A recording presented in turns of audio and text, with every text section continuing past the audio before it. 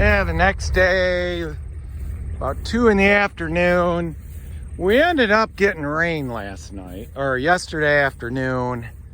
Kind of what I'd call a heavy spit. Let's look at the tedded hay.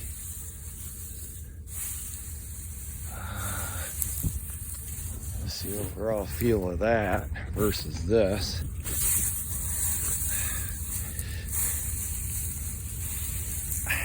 I don't know. I don't know.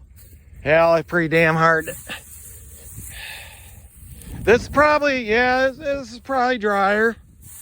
Maybe, but then you still got clumps, although he did not do it at full RPMs. He was just fluffing it out. But is it drier than the untedded hay? I don't know. I can't say, I can't say that there's a noticeable difference. The thing we're fighting with this rake, so when you raise the height, each rake goes down and folds, and there's a bolt that you adjust up and down to adjust the depth. But it really mainly lifts and lowers those. It kind of controls the whole rake, but because it's not symmetrical, that bolt is up on the front part of the frame ahead of those wheels. Really, as the two front wheels lift higher off the ground for the depth adjustment, the back of the rake goes lower and the back wheels dig in. Well, I cut this pretty low, not to scalp setting, but low, and it's you know, it's digging in and grabbing some duff. And I think we got it about as good as we can get it. We did a setting where we raised up the shock absorber springs or suspension springs 1 notch, and it did level the rake out quite a bit. It takes a come along, some ratchet straps, pry bar, and 2 people to do it. So it's an imperfect rake. And I mean, yeah, what can I say? There's a lot of green out there. We're just starting to get, I mean, sometimes we get a little bit of sun, and then it gets cloudy and cool. So we got some bright green, absolutely not dry stuff. A few crunchy leaves.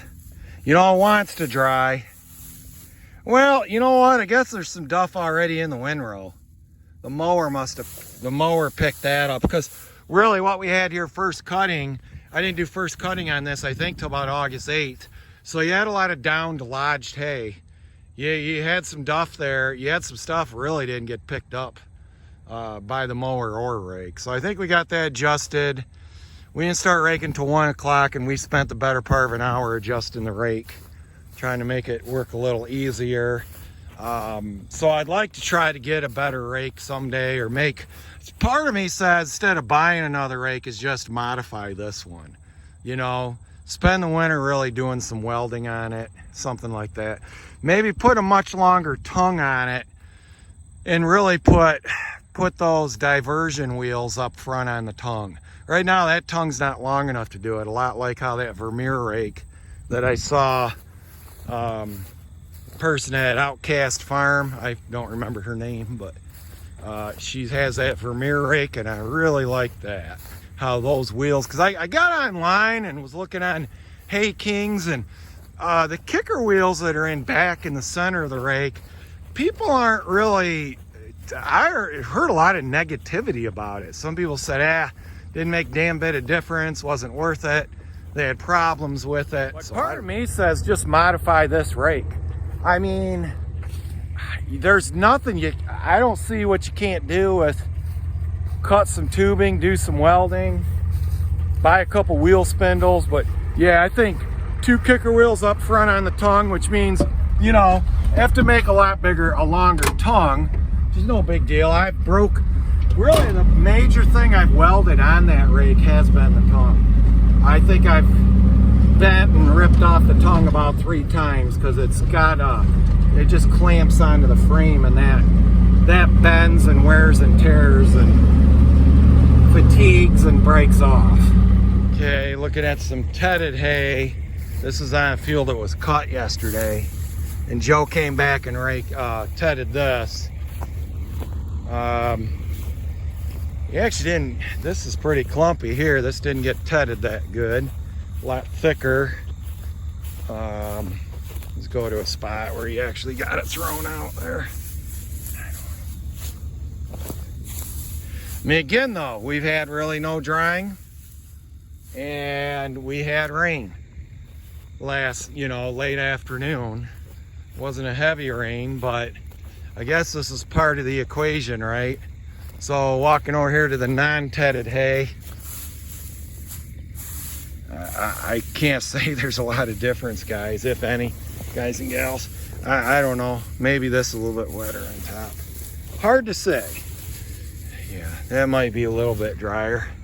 But, I mean, again, the comparison here isn't a good one because we have horrible drying conditions.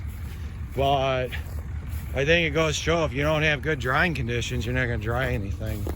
But I don't really, some of this stuff, he didn't really get, he might have been going too fast. It's a little bit thicker down here.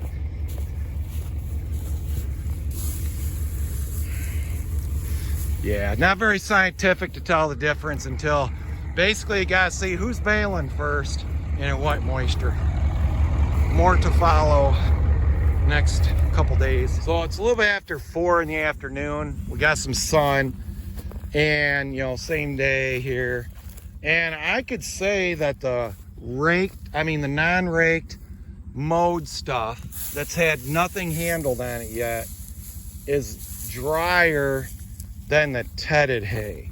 The tedded hay is actually kind of clumpy in spots and it has a lot of these bright green clumps. So, like right here, that's all green. That is wet, green, and cool.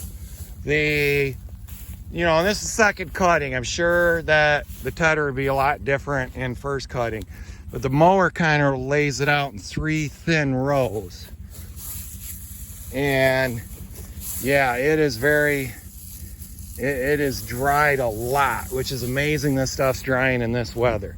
This would have been the rake stuff, this is a lot of grass and it is almost, you could almost bale this right now. So we do got some of the stuff we raked earlier in the day. Let me check that out. Let's just do a fair comparison we didn't really start raking till 1:30. So, here's where he started. He did his first double row, and double row is pretty wet. Just even being in proximity next to this other row, that's not even, like it didn't even dry. It kept it, it insulated it.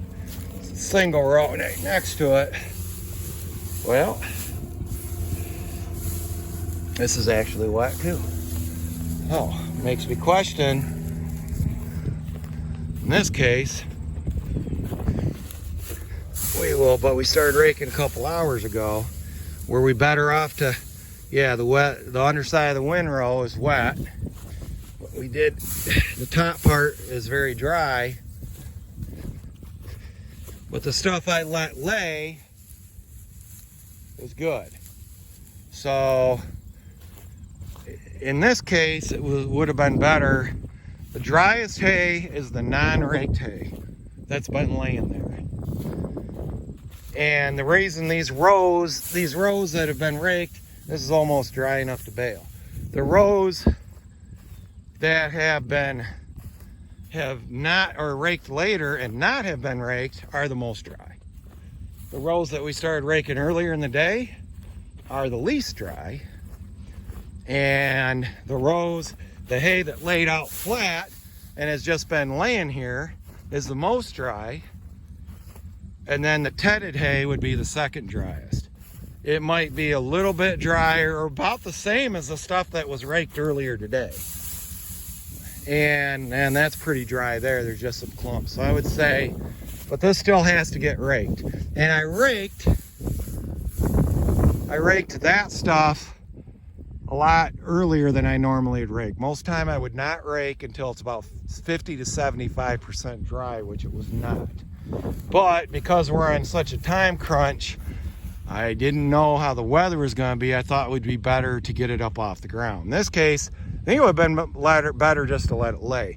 So that stuff in the center, we will have to re-rake that tomorrow. And the stuff we're raking this evening, probably gonna rake for another hour or two, couple hours, that'll probably be ready to bale.